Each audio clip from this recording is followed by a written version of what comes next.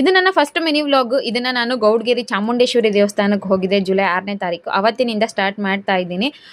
ಬೆಳಗ್ಗೆ 8:41 ನಾವು ದೇವಸ್ಥಾನಕ್ಕೆ ಹೋಗಿದ್ದೋ. ಫುಲ್ಲು ರಶ್ ಆಗಿಬಿಟ್ಟಿತ್ತು, ಸಿಕ್ಕಾಪಟ್ಟೆ ಜನ ಸೇರಿದ್ರು. ನನ್ನ ಪ್ರಕಾರ 1,000ಕ್ಕಿಂತ ಜಾಸ್ತಿ ಜನ ಸೇರಿದ್ರೇನೋ ಅಷ್ಟು ಬೇಗ.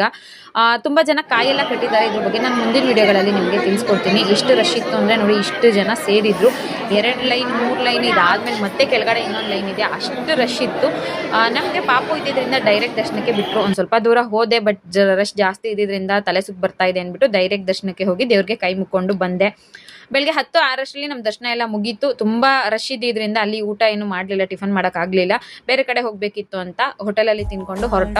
ದೇವಿ ದರ್ಶನ ಅಂತೂ ಚೆನ್ನಾಗಾಯ್ತು. ಇಲ್ಲಿಗೆ ಹೋಗಿ 7 ವಾರ ಕಾಯಿ ಕಟ್ರೆ ಅಂದ್ಕೊಂಡಿದ್ದು ಕೆಲಸ ಆಗುತ್ತಂತೆ. ನಾನು ಕೂಡ ಇದೇ ತಾಯಿನ ನಂಬ್ಕೊಂಡು ಗಾನು ಕಲೆಕ್ಷನ್ಸ್ ಅಂತ ಒಂದು ಬಿಸ್ನೆಸ್ನ ಸ್ಟಾರ್ಟ್ ಮಾಡಿದ್ದೀನಿ. ಇಲ್ಲಿ ನಿಮಗೆ ಆಲ್ ಟೈಪ್ ಜ್ಯುವೆಲ್ಸು ಅವೈಲೇಬಲ್ ಇರುತ್ತೆ. ಯಾವುದಾದ್ರೂ ಡಿಸೈನ್ ನಿಮಗೆ ಇಷ್ಟ ಆಯಿತು ಅಂದರೆ ವಾಟ್ಸಪ್ ಮುಖಾಂತರ, ಯೂಟ್ಯೂಬ್ ಮುಖಾಂತರ ಕಾಂಟ್ಯಾಕ್ಟ್ ಮಾಡ್ಬೋದು. ಇನ್ಸ್ಟಾಗ್ರಾಮ್ ಪೇಜ್ ಕೂಡ ಇದೆ.